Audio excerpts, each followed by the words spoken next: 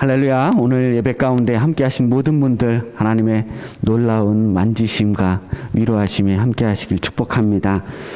오늘은 사도행전 강해를 잠시 멈추고요. 좀 가벼운 이야기로 말씀을 전하려고 합니다. 계속 사도행전 강해만 하면 좀 지루한 감이 없잖아 있을 것 같아서 좀 쉬어가는 시간이라고 생각하고 그렇게 말씀을 전하려고 합니다. 자, 이제 8월의 첫 주를 맞이하면서 어떻게 하면 우리가 좀 더 하나님의 자녀답게 거룩하고 선한 삶을 살 수 있을까? 어떻게 하면 좀 성도로서 부끄럽지 않은 인생을 살 수 있을까 하는 생각을 함께 다짐하는 시간이 되기를 바랍니다. 요즘 참 덥죠? 날씨도 더운데 습도까지 높으니까 그야말로 이게 불쾌지수가 막 올라가는 계절인 것 같습니다. 그냥 아무것도 하지 않아도 그냥 짜증이 막 올라오는 때가 있어요. 그래서 그런지 실제로 여름에 1년 중에 가장 범죄율이 많고요. 또 부부싸움도 가장 많이 하고 이혼 소송도 가장 많이 하는 계절이 바로 여름이라고 합니다. 명색이 만물의 영장이라고 하고 지성을 가지고 영혼을 가지고 있고 그거 대단하다고 하는 사람들이 고작 이 날씨 때문에 자기 감정을 조절하지 못한다는 게 어떻게 보면 참 자존심 상하는 일인 것 같기도 합니다. 그래도 그게 사람인 거예요. 사람이 그렇게 만들어진 겁니다. 쉽게 나약하고 쉽게 무너지고 그렇게 쉽게 실수하는 게 사람이더라는 거예요. 자, 오늘 우리가 읽은 말씀은 성경에 보면 하나님을 본받는 생활이라고 하는 작은 소제목이 달려있는 문단입니다. 하나님을 본받으면서 그리스도인답게 거룩한 생활을 하기 위해서 어떻게 해야 되는가? 우리 삶을 돌아보면 이게 말처럼 쉽지 않은 것 같아요. 사소한 일에도 화를 내고 때로는 감정을 주체하지 못해서 독을 품은 말을 해서 주변 사람들에게 상처를 주는 일들도 있었습니다. 분명 이 말을 하면 후회할 줄 알면서도 정작 화를 내는 순간에는 분노에 사로잡혀서 나중 생각 안 하고 막 뱉어내는 거죠. 그것도 사람인 거예요. 곰곰이 생각해 보면 이러한 우리들의 성격도 하나님이 주신 거라고 생각합니다. 이 분노라고 하는 감정, 이런 감정들도 우리가 잘 다스리고 컨트롤 해가면서 살아야 하는 거고요. 어쩌면 이 분노라고 하는 감정들도 우리 생활에서 꼭 필요한 감정일 수도 있을 것 같습니다. 분명히 우리는 화라고 하는 게 늘 골칫덩어리예요. 저 역시 마찬가지입니다. 저는 이 화만 좀 잘 다스릴 수 있으면 정말 훌륭한 인격자가 될 것 같은 생각을 많이 했어요. 그리고 이 화를 잘 다스리지 못해서 과연 내가 목사의 자질을 가지고 있는지 스스로 의심하기도 했습니다. 누구도 예외가 없어요. 이 화를 다스리지 못하는 사람들은 항상 부끄러운 일을 당합니다. 평상시에는 사람이 참 괜찮은데 화만 내면 사람이 참 꼴불견인 사람들 많잖아요. 그런데 화났는데도 안 무서운 사람이 어디 있겠습니까? 화났는데도 괜찮은 사람은 없어요. 감정이라고 하는 게 인간의 의지를 좀 벗어나는 부분들이 있지 않습니까? 인간을 움직이는 두 개의 에너지가 있는 것 같아요. 두 가지 종류의 에너지가 있는데 하나는 긍정적인 에너지고 또 하나는 부정적인 에너지입니다. 둘 다 에너지예요. 긍정적인 동기로 만들어진 에너지는 보통 기쁨이나 행복, 희망, 기대 이런 것들을 통해서 만들어지는 에너지예요. 분명히 그런 것들이 우리에게 있으면 막 삶의 동기부여가 되잖아요. 반대로 부정적인 동기로 만들어지는 그런 감정들이 있습니다. 슬픔, 절망, 분노, 시기, 질투 이런 것들이 있어요. 근데 대부분 긍정적인 에너지들은 삶을 좀 활기차게 만들고요. 그야말로 생기 있게 우리를 만들어주는 것 같아요. 근데 부정적인 에너지들은 대부분 말 그대로 아무것도 하기 싫게 만드는 게 대부분입니다. 슬픔이나 절망에 빠진 사람들이 뭐 하고 싶겠습니까? 아무것도 하기 싫은 거예요.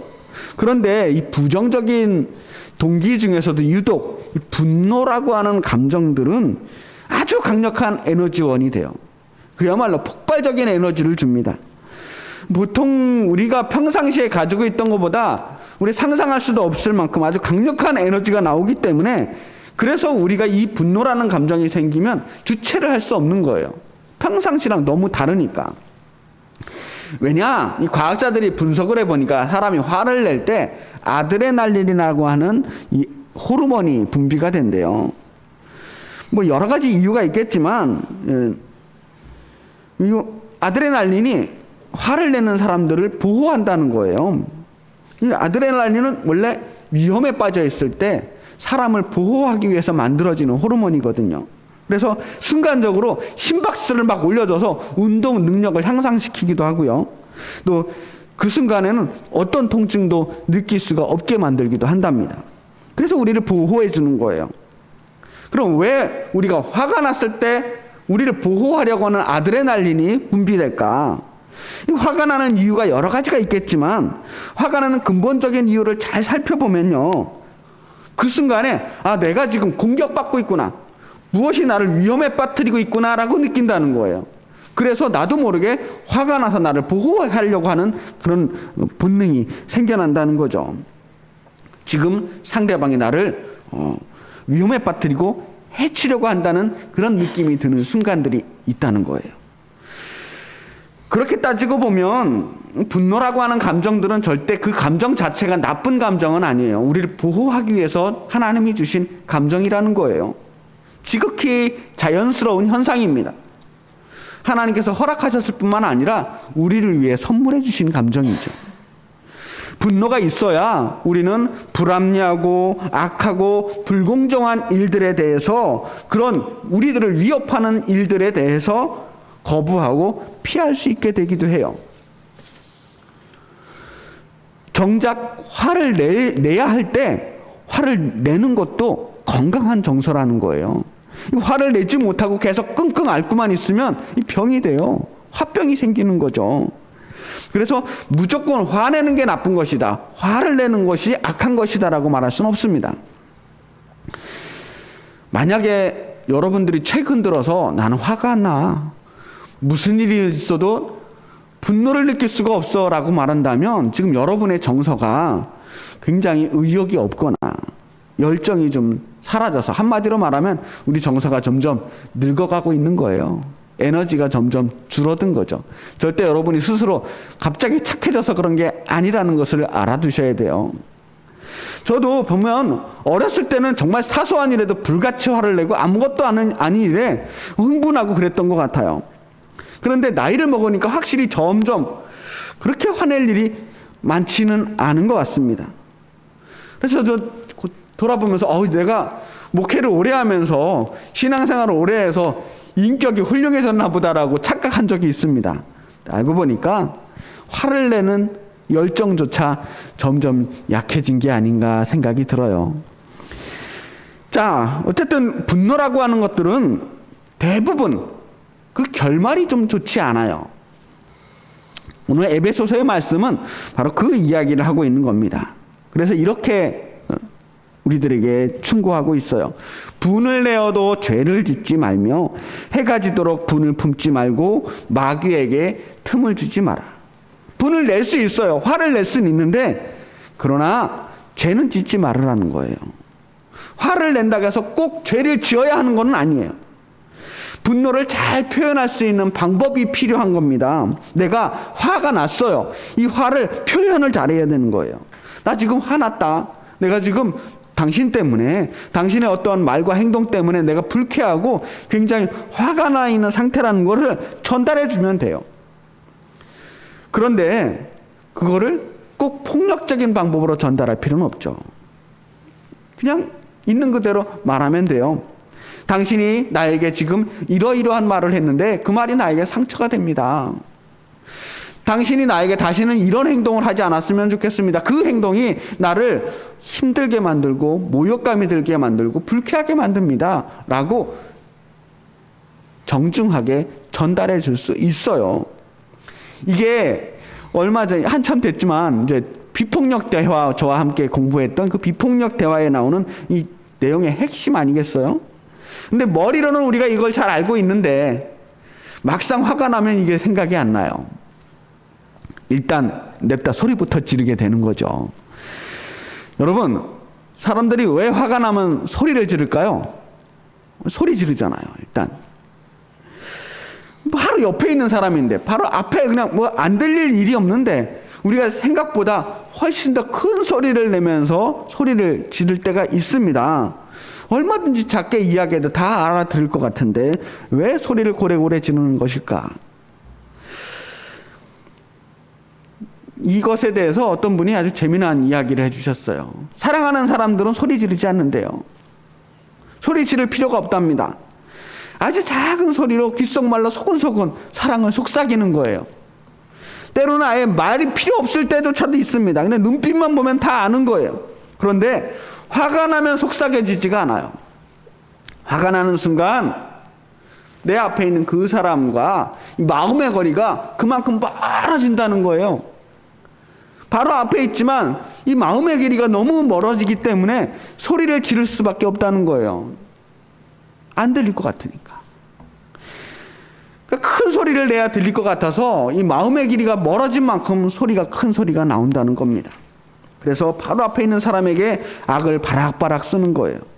어디 소리만 지릅니까? 처음엔 소리를 지르지만 한번 이 분노의 빗장이 열리고 나면 물꼬가 터지고 나면 이제는 뭐 홍수난 것처럼 걷잡을 수가 없어요. 댐이 터지는 거죠. 그래서 분노라고 하는 것은 마치 자물쇠가 채워지지 않고 살짝 문고리만 걸쳐놓은 문 같아요. 근데 어느 순간 아주 작은 힘에도 이 문고리가 탁 열릴 때가 있어요. 내가 화를 내지 말아야지라고 평상시에 생각했지만 어느 순간 방심하는 순간 이 문고리가 탁 빠지는 거죠. 그러고 나면 한번 분노의 문이 열리고 나면 그때부터는 내 이성으로 통제가 되지 않는 그런 순간이 오게 돼요. 그동안 억눌려왔던 내 마음속의 분노가 한꺼번에 쏟아지는 겁니다. 여러분, 영화 배트맨에 나오는 조커가 이런 말을 했어요. 광기에 대해서 이렇게 말합니다. 광기는 말이야 중력 같은 거야. 살짝만 밀어주면 되거든. 그래요. 이 분노라고 하는 거, 화라고 하는 거는 처음 내기가 어려워서 그렇지 일단 한번 시작만 하면, 한번 화를 내면 그 다음부터는 그냥 어렵지 않아요. 그냥 내 안에 있던 그 억눌렸던 모든 것들이 한꺼번에 폭발을 하게 됩니다. 그래서 우리가 그 분노에 광기가 서리게 되는 거예요. 평상시에 내가 이만큼까지는 생각하지 않았던 정도까지도 거침없이 나오게 되는 거죠. 그래서 분노 자체가 악은 아니지만 그 화를 참지 못할 때 죄를 짓게 되는 거예요. 많은 범죄들은 그렇게 우발적으로, 충동적으로, 순식간에 저질러집니다. 그래서 우리가 이 분노로 죄를 짓지 않도록 우리 마음의 빗장을 살펴야 하는 겁니다. 아무리 오래 참았다고 하더라도, 내가 3번 참았어, 4번 참았어, 내가 7번 참았어, 아무리 참았더라도 한 번 딱 열리는 순간 폭발하는 거예요. 그때 문제가 생기는 거죠. 죄 짓는 건 한순간입니다. 평생도록 계속 죄 짓고 사는 사람은 없어요. 잘 참았다가도 한 번 실수하면 평생 죄인이 되는 거죠. 그래서 항상 스스로에게 자물쇠 하나를 달아놔야 되는 거예요. 내가 자주 하는 실수에 대해서. 내가 아무리 화가 나도 내 입으로 쌍소리는 하지 말아야겠다. 내가 아무리 화가 나도 절대 폭력은 휘두르지 말아야겠다. 내가 아무리 화가 나도 사람에게 저주하는 말은 하지 말아야겠다. 내가 절대로 하지 않기로 하는 나의 약속, 이 굳센 자물쇠를 한번 걸어놔야 돼요. 이거를 자꾸 확인해야 돼요. 내가 혹시라도 실수로 그런 일들을 하고 있지 않은지.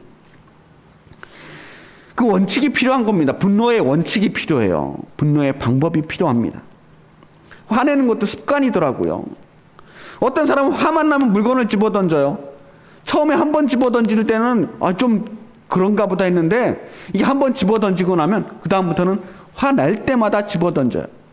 화를 낼 때마다 욕을 한다든가 소리를 지른다든가 하여튼 분노의 나쁜 습관이 있습니다.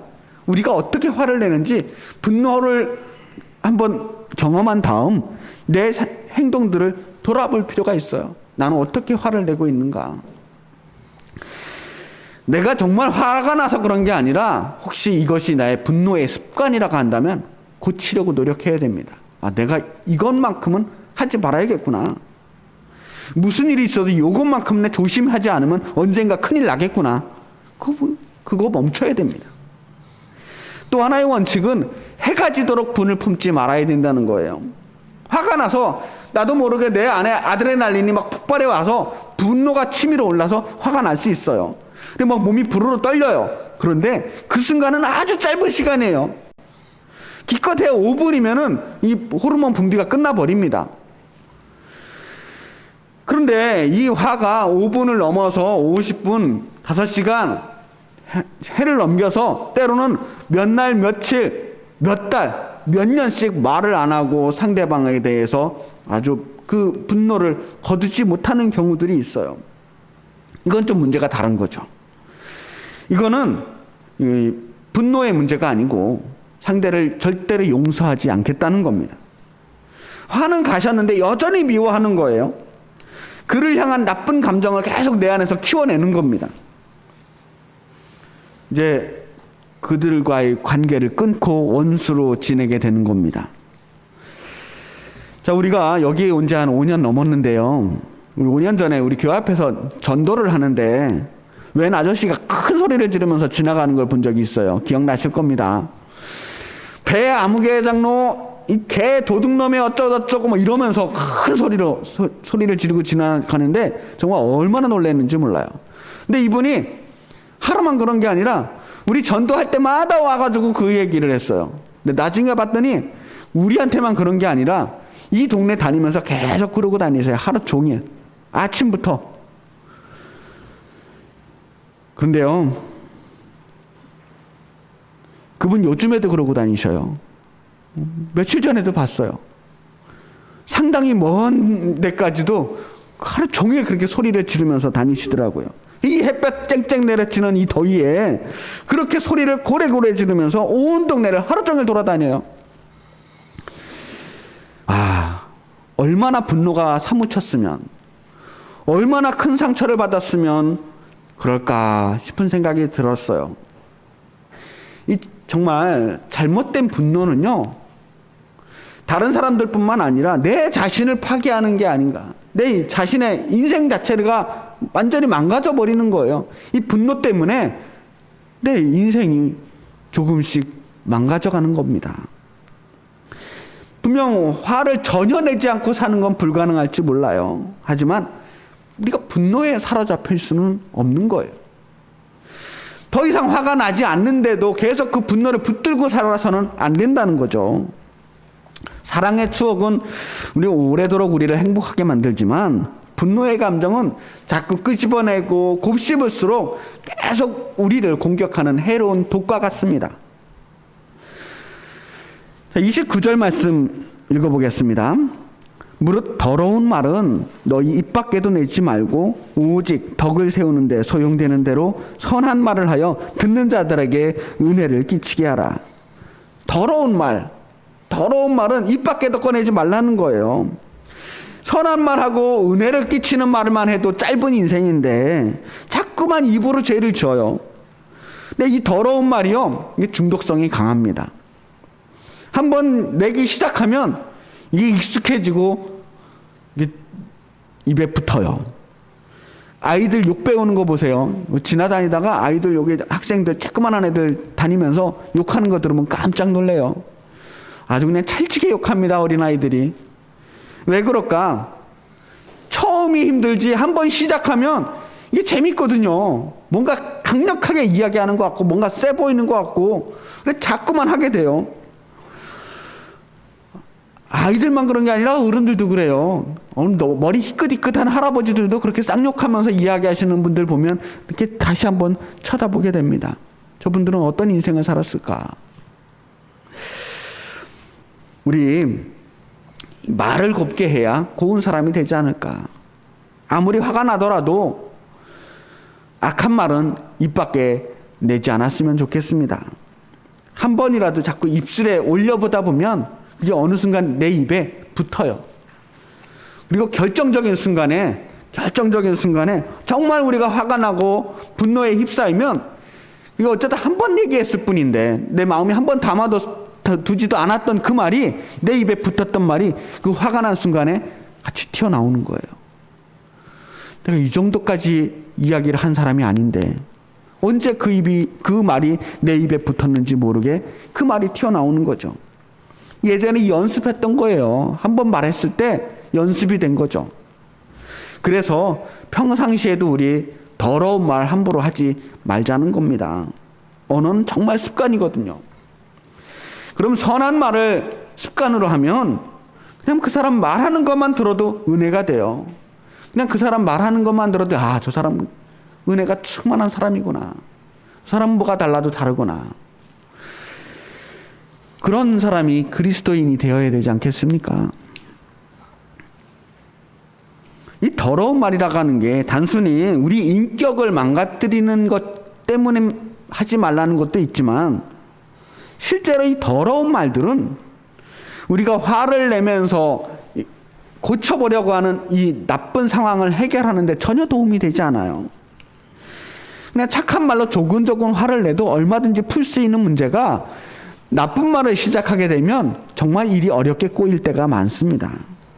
그냥 내가 화를 냈다는 것만 알려줘야 되는데 거기에 쌍욕이 붙잖아요. 나쁜 소리가 붙으면 애초에 우리가 가졌던 그 문제는 날아가고 오직 욕했다는 사실만 남아요. 현명한 사람은 예의 바르고 조근조근하게 정확하게 상대방의 잘못을 따져 묻습니다. 그래서 잘못한 사람이 진심으로 자신의 부끄러움을 알고 사과를 받아낼 수 있는 사람이 이게 현명한 사람이에요. 그런데 욕하고 화내고 악을 쓰는 사람은 가장 화를 못 내는 사람이죠. 내가 화를 내면서 나쁜 말을 하는 순간 그때부터 내가 지는 사람이 되는 거예요. 결국은 나중에 보면 큰 소리 내고 욕했던 사람이 사과하게 됩니다. 무조건 처음에 시작을 누가 했든 간에 욕한 사람이 잘못한 게 돼요. 분노의 원인을 막론하고 지게 되는 결과를 가져오는 거죠. 자, 오늘 말씀의 결론으로 들어갑니다. 하나님의 성령을 근심하게 하지 말라. 그 안에서 너희가 구원의 날까지 인치심을 받았느니라. 너희는 모든 악독과 노함과 분냄과 떠드는 것과 비방하는 것을 모든 악의와 함께 버리고 서로 친절하게 하며 불쌍히 여기며 서로 용서하기를 하나님이 그리스도 안에서 너희를 용서하심 같이 하라. 아까도 말씀드렸지만 화를 낼 수 있다는 건 어쩌면 우리 안에 아직 열정이 남아있다는 것을 말합니다.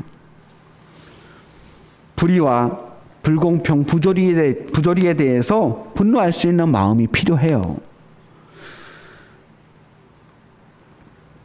그런데 악과 싸우기 위해서 우리가 악마가 될 수는 없어요. 주도권을 우리가 쥐고 있어야 돼요. 그 순간 분노라고 하는 감정에 지게 되면 우리는 순간 사탄의 노예가 됩니다. 내 감정을 조절하는 것을 포기하는 순간 우리는 짐승이 되는 거예요. 나 원래 이런 사람이야 라고 하는 순간 내가 화가 나는데 난들 어떡해 라고 내가 이 분노라고 하는 감정을 조절하는 것을 포기하는 순간 우리는 짐승과 다를 바가 없어요. 화를 내서 풀린다면 화를 내야 됩니다. 그런데 사실 화라는 게 내면 낼수록 더 많이 화가 나게 됩니다. 화가 나서 폭발할 지경이라면 거기서 멈춰야 되는데 그걸 잘 못해요.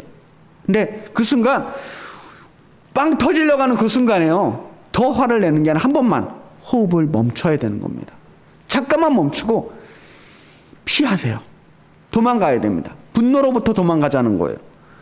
많은 시간이 필요하지 않습니다. 숨 크게 한 번만 꽉 참아도 돼요. 잠시만 지나면 별일 아니게 될 수도 있습니다. 정말 화가 나는 일이라면 잠시 지나도 계속 화가 나 있겠지만 대부분의 분노는 숨만 크게 한번 참아도 분노가 조금 가라앉아요. 알고 보면 내가 그렇게까지 화낼 일이 아니었다는 것을 금세 깨닫게 됩니다. 미친 듯이 화가 나던 상황들도 조금만 시간을 두고 생각하면 찬찬히 이해가 됩니다. 세상에 용서하지 못할 일이 어디 있겠어요. 제가 오늘 이렇게 특별히 분노라고 하는 감정에 대해서 이렇게 구구절절히 여러분에게 이야기하는 건 사실 이게 저에게 하는 이야기예요. 하루에도 몇 번씩 화가 치밀어 오를 때가 있어요. 누구한테 화를 내는지도 몰라요. 그냥 내 감정이 힘들고 쌓이면 나도 모르게 이 화라는 감정들이 자꾸 나를 공격하는 것 같아요. 이거 이기지 않으면 안 되겠다는 생각이 들어요. 이게 저뿐만이 아니라 지금 이 현대사회에 분노사회라고 말할 수 있을 만큼 모든 사람들이 화가 나 있는 이 사회에서 우리에게 꼭 필요한 말씀이 아닐까 생각이 들었어요.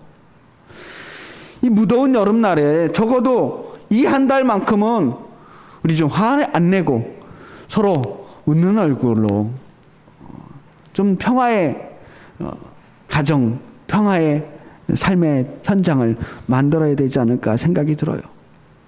그리고 용서를 어떻게 하냐고요? 용서는 우리의 의지로 할 수 없습니다. 예수님께 맡기는 거예요. 예수님이 나를 용서하셨다. 이거 하나만 기억하면 할 수 있지 않을까 싶었습니다. 우리가 아무리 형편없는 엉망진창, 정말 내가 이거밖에 안 되는구나 라고 생각이 드는 그 실망스러운 순간에도 예수님은 우리를 용서하시잖아요. 예수님 다 용서하셨어요. 얼굴에 침을 뱉고 채찍으로 때려도 거짓으로 모함을 하고 옷을 벗기고 십자가에 매달아도 그 머리 위에 가시관을 씌우고 창으로 옆구리를 찔러도 그 모든 순간 예수님은 다 참아내시고 용서하셨어요. 그러면서 우리를 용서하시면서 우리 걱정하시잖아요. 이 사람들이 지금 자기들이 무슨 일을 하는지 알지 못합니다. 주님이 우리를 용서하셨으니 우리도 용서하지 못할 일이 어디 있겠냐는 거예요. 복음이 별겁니까? 하나님이 우리를 용서하셨다는 게 복음이에요. 우리가 더 큰 죄도 많이 용서받았는데, 더한 잘못을 한 것도 다 용서받았는데, 우리에게 잘못한 그 조그만한 것들 때문에 우리가 얼굴을 붉히고 죄를 지어서야 되겠는가? 우리가 1만 달란트를 탕감받은 사람인데 100달란트 때문에 죄를 지어서야 되겠는가 말이에요. 그냥 불쌍히 여기자고요. 네 인생도 참 딱하다. 너도 참 힘들게 사는구나. 그렇게 우리 좀 너그러운 그리스도인으로 폼나게 살아봤으면 좋겠습니다. 힘들고 짜증나는 일들이 왜 없겠습니까? 참 무덥고 힘들고 어려운 계절이지만 그래도 올여름은 우리 힘써 사랑하겠으면 좋겠습니다. 분노가 우리를 사로잡으려고 하는 그 순간에 우리는 하나님께 꽉 붙잡힌 사람이라는 것을 기억합시다. 성령을 근심하게 하지 않고 오히려 하나님을 기쁘시게 하는 성도들이 되자는 거예요. 인격 물론 쉽게 변하지 않습니다. 하지만 우리의 이 성질머리를 고치지 않으면 우리는 반드시 큰 죄를 짓게 돼요. 하지만 우리 변할 수 있습니다. 우리는 변화를 믿는 사람들이에요. 예수 믿으면 변화됩니다. 성령으로 변화됩니다. 변화되어야 되는 거예요. 기독교는 회심의 종교이고 변화의 종교예요. 변화할 수 있다는 믿음을 가진 종교예요. 사람이 변화할 수 있다. 이게 우리 기독교의 핵심이에요. 사람은 죄인이지만 변할 수 있다는 거예요. 바울이 처음부터 바울이 아니라 사울이었잖아요. 사울이 변해서 바울이 된 것처럼 칼 품고 다니던 베드로가 변해서 수제자가 된 것처럼 우리 안에 분노를 다스리고 오히려 용서로서 그리스도인의 삶을 증명해내는 우리 엘림교회 성도들이 되길 바랍니다. 복음의 능력으로 우리가 변화될 수 있음을 몸소 증명해냅시다. 그래서 우리가 그리스도의 향기가 되고 그리스도의 편지가 되고 온몸으로 그리스도의 사랑을 전하는 주님의 일꾼 되시기를 주님의 이름으로 축원합니다. 기도하겠습니다.